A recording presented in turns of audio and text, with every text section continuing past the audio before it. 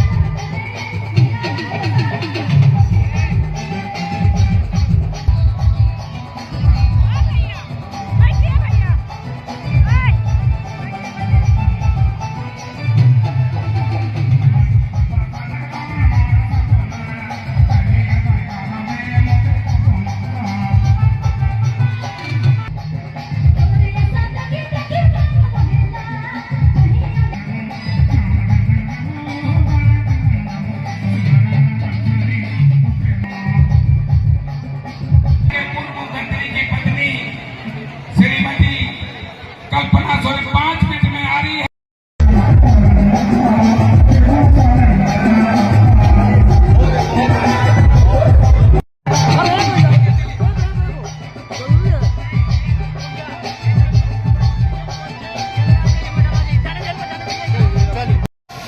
शहीद सिद्धू कान्हू जी, चांदड़ पूर्व जानो भगवान नीलांबर पीताम्बर स्वर्गीय विनोद बिहारी महतो जी, शहीद निर्मल जोहार है।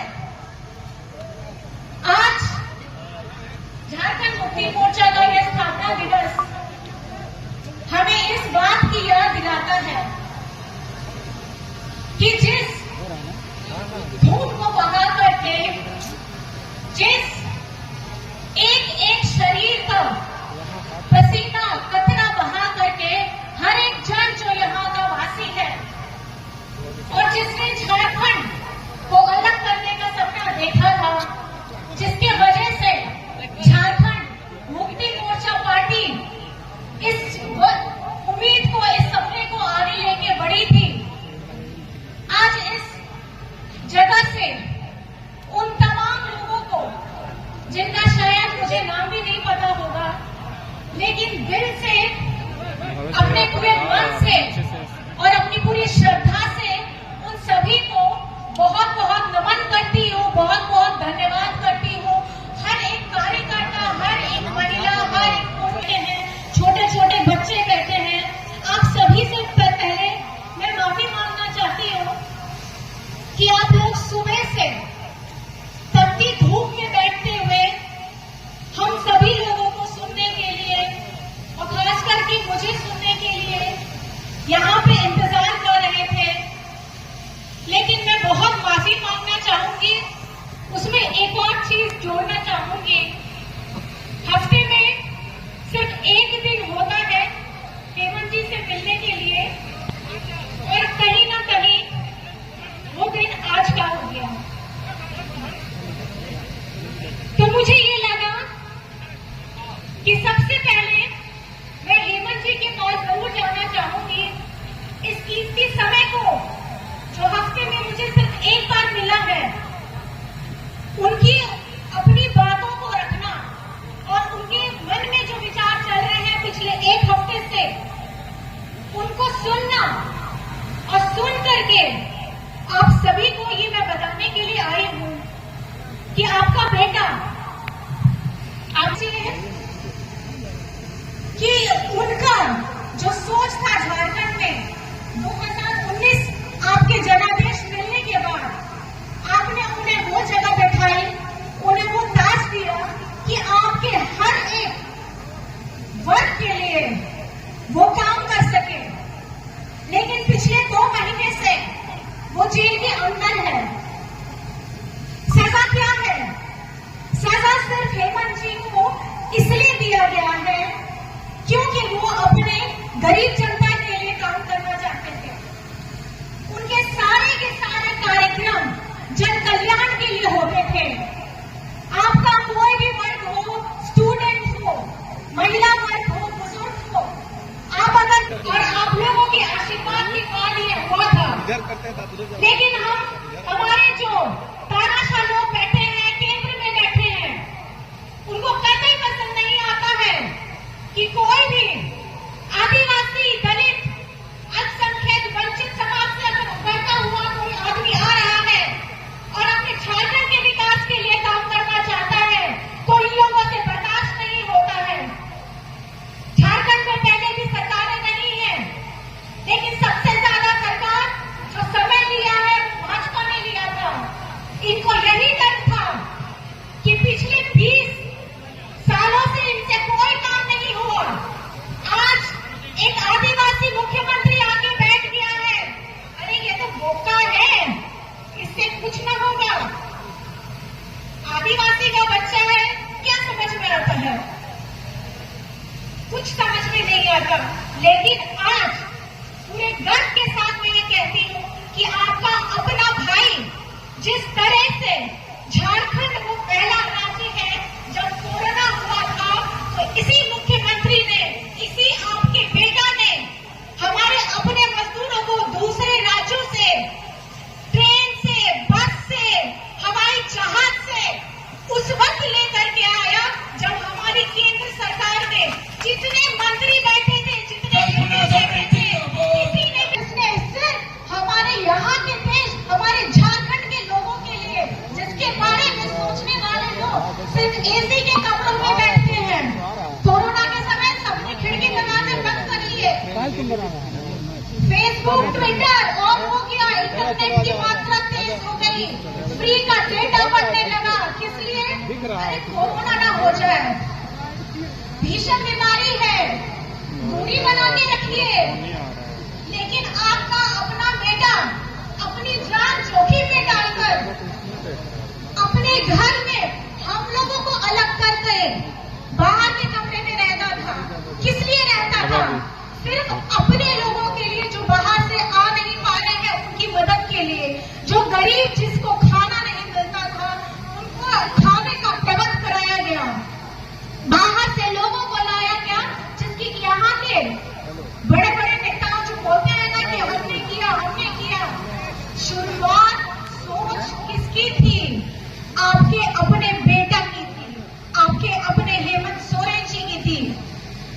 और झारखंड वो राज्य है जहां से आप लोगों को पता होगा कि ऑक्सीजन की सप्लाई भी करने वाला कोरोना के समय में सबसे पहला झारखंड ही था जो अपने राज्य को भी मरीजों में जो हमारे स्वास्थ्य लोगों को संबंधित कठिनाइयां हो रही थी, ऑक्सीजन टैंक की कठिनाइयां हो रही थी, अपने राज्यों को भी उपलब्ध कराया, दूसरे राज्यों में भी भेजा।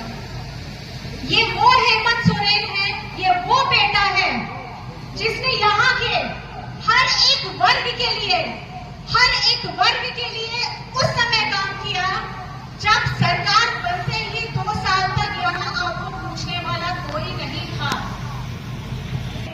अपने घर में अपने परिवार के साथ इसलिए सुरक्षित रहते थे कि मुझे कुछ ना हो जाए। लेकिन ये मास्क पहन के, क्योंकि कोरम पूरा करना था, डेकोरम पूरा करना था, मत घुसाइए। अगर मुख्यमंत्री उस समय मास्क नहीं पहनेगा तो बाकी कोई भी नहीं पहनेगा। सब उनको देखते थे, उनको करते थे कि वो किस तरीके से जा रहे हैं, बाकी कोई भी। अगर मेरा ये कहना है कि एक इंसान जिसको अपनी जान की परवाह नहीं, इसलिए परवाह नहीं क्योंकि उसका खुद का अपना राज है, भूखी न सोए, अपनों से बिछड़ने का तकलीफ न सहे, ऐसा इनको बिल्कुल बर्दाश्त नहीं था। क्योंकि खून इनका डीएनए आदिवासी वाला है।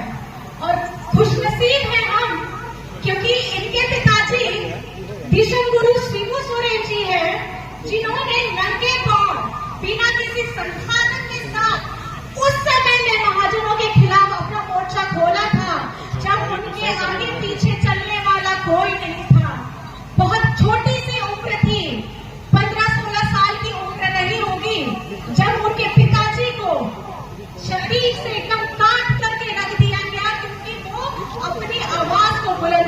से ये झारखंड ऐसा राज्य हो गया है कि हमें हर वक्त हर जगह सिर्फ संघर्ष करना पड़ता है और केंद्र सरकार आज भी हमारे साथ वही कर रही है। झारखंड 2019 में जब गठबंधन की सरकार बनी, यही केंद्र सरकार ने हमारे साथ हमारे झारखंड को एकदम सौतेला बेटा जैसा फेंक के रख दिया। जहां भाजपा शासित राज्य अभी तक विकास नहीं किया था, इन्होंने बात करते हैं कि हमने 5 साल पूरा किया, हमने 5 साल का कार्यकाल पूरा किया। ठीक है, मानते हैं 5 साल का पूरा कार्यकाल किया, लेकिन कार्यकाल में क्या किया? आपने यहाँ के लोगों के बारे में कभी सोचा? उनकी उन्नति के बारे में कभी सोचा? उनकी शिक्षा के बारे में कभी सोचा? कभी उनके अधिकारों के बारे में कभी सोचा? लेकिन आप लोगों को तकलीफ इसलिए हो जाती है क्योंकि आप लोगों को हमेशा हम झारखंडियों को नीची नजर से देखते हैं कि ये अनपढ़ है, ये गंवार है, ये मूर्ख है, और ये कुछ इसके दिमाग में होगा ही नहीं कि झारखंड को आगे कैसे बढ़ाना है, इस पे ये कैसे काम करेगा। इन भाजपा वालों को सिर्फ देश में ना एक ही नेता रहने देना चाहते हैं, देश में सिर्फ एक ही पार्टी रहने देना चाहते हैं, देश में सिर्फ एक ही व्यापारी को आगे बढ़ने देना चाहते हैं, और देश के सिर्फ एक राज्य में सारी सुख सुविधाएं, सारी योजनाएं लगाना चाहते हैं, एक राज्य की भाषा संस्कृति को ज्यादा उन्नति देना चाहते हैं। लेकिन यही एक एक रट लगाने वाले लोगों को हमारे इस देश में एक समान न्यूनतम मजदूरी लगाने में दिक्कत है, एक समान शिक्षा उपलब्ध कराने में इनको दिक्कत है, एक समान नजर से इस देश के सारे राज्यों को देखने में दिक्कत है,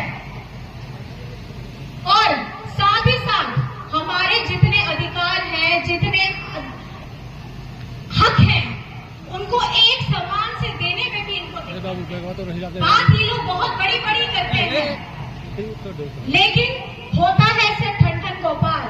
मेरा सिर्फ प्रश्न आपसे इतना रहेगा, आने वाला समय चुनाव है, आप इस चुनाव में अपने वोटों का सही इस्तेमाल करिए, क्योंकि ये 5 साल में एक बार आता है।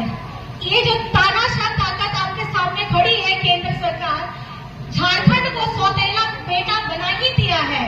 अगर ये फिर आएगा, बीजेपी केंद्र में फिर आएगी, अगर आप बीजेपी के नेताओं को यहाँ से जिताएंगे तो झारखंड फिर भी ये लोग पिछड़ा करके रखेगा, क्योंकि झारखंड को इन लोगों को प्यार नहीं है, यहाँ के झारखंडियों से इन लोगों को नफरत है। ये लोग चाहते नहीं है कि झारखंड का कोई भी बच्चा बाहर जाकर के पढ़े, इन लोगों को बिल्कुल पसंद नहीं है कि हम लोग सम्मान के साथ, स्वाभिमान के साथ इनकी आंखों में आंखें डाल करके बात करें, इन्हें कतई पसंद नहीं है। लेकिन आखिर में आप सभी से मैं ये कहना चाहूंगी, समय कम है, मुझे बताया गया है 5 बजे तक का ही बोलने का अनुमति है, लेकिन आखिर में आप ये सोचिए, हमारे झारखंड मुक्ति मोर्चा के हर एक कार्यकर्ता, जुझारू कार्यकर्ता, पहले से जुड़े हैं, युवा है, आप झारखंड मुक्ति मोर्चा को वो अवसर दीजिए